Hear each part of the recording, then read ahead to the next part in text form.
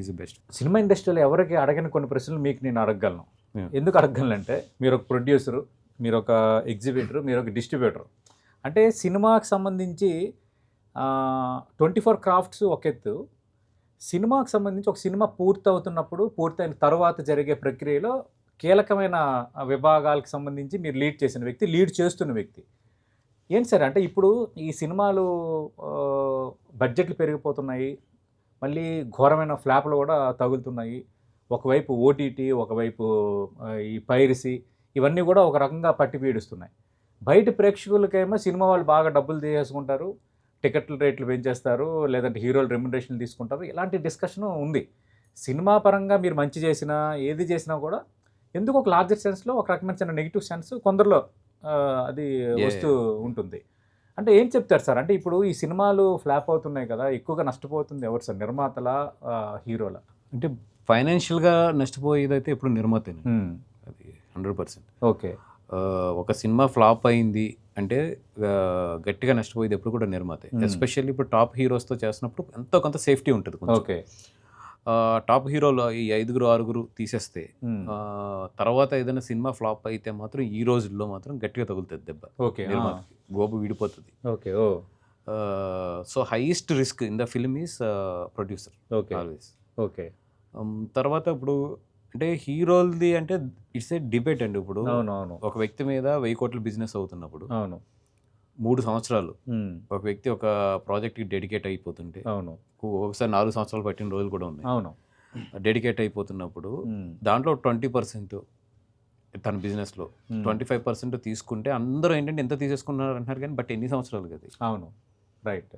How many years period అంటే ఇప్పుడు మీకు సింపుల్ క్యాలిక్యులేషన్ చెప్తాను. ఇప్పుడు సోకాళ్ళు ఒక హీరో 200 కోట్లు తీసుకున్నారు. ఓకే.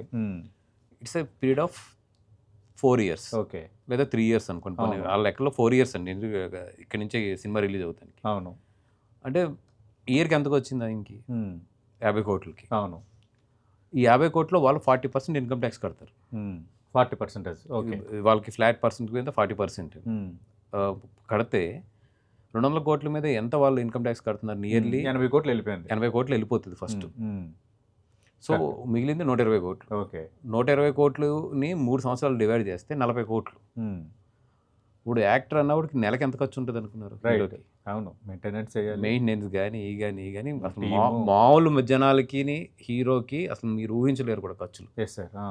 వాళ్ళు మెయింటైన్ చేసుకోవడానికి అన్నిటికి. ఓకే. సో అంటే మామూలుగా సార్ అంటే ప్రేక్షకులు డౌట్, ఒక సాధారణ హీరోకి పెద్ద హీరోకి ఎంత ఉంటుంది సార్ ఒక డేలో మెయింటెనెన్స్ ఖర్చు? అంటే షూటింగ్ ఉన్నప్పుడు, మామూలుగా లేనప్పుడు కూడా.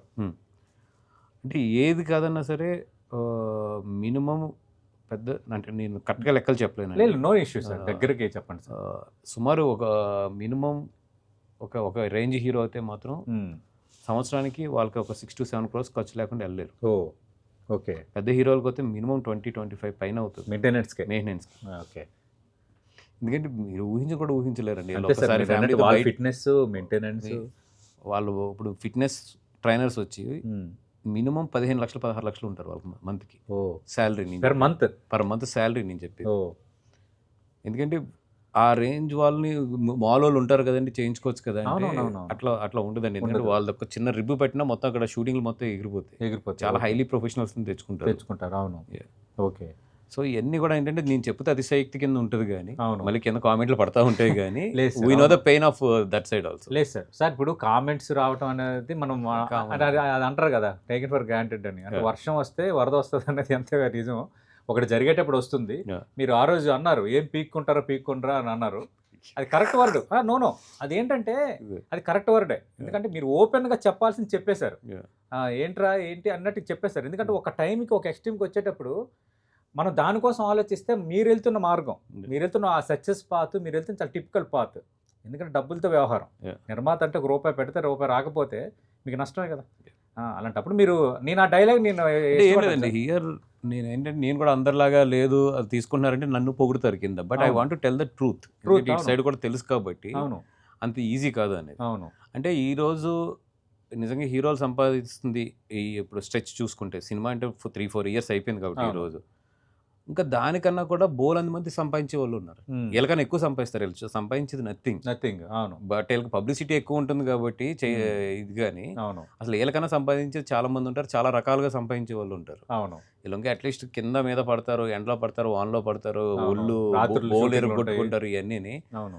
ఎవరన్నా అలా కామెంట్ చేస్తున్నప్పుడు నాకు ఒకటి అనిపిస్తుంది అండి. ఒక్కసారి వచ్చి ఒక ఫైట్ రోప్ పెట్టుకుని ఒక ఫైట్ వెళ్ళంటారు బాబు. వెళ్ళండి. అవును.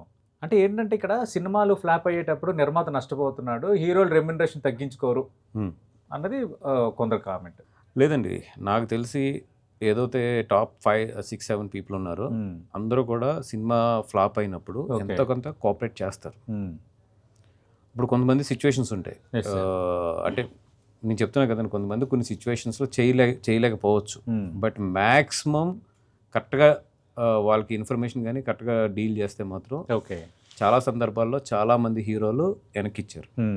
అది అందరికీ తెలిసిన విషయం ఇండస్ట్రీలో. Okay great. అంటే ఓకే రెమ్యునరేషన్లో కొంత వెనక్కి ఇచ్చేసారు. బాగా ఫ్లాప్ అయిన రోజున ప్రతి హీరో కూడా ఏదో ఒక సందర్భంలో వెనక్కిచ్చింది ఉంది. Okay okay. అలా అల్లు అర్జున్ గారి అలాంటి సందర్భం ఇప్పటివరకు రాలేదు. అంటే మీరు అన్నట్టు కొంత ప్రాఫిట్ ఆల్మోస్ట్ ఎప్పుడు కూడా ప్రొడ్యూసర్ కంఫర్ట్గానే ఉన్నాడు. ఓకే బెస్ట్ ప్రాజెక్ట్స్ పరంగానే ఇప్పటివరకు అలాంటి సిచ్యువేషన్ రాలేదు. Thanks to the God.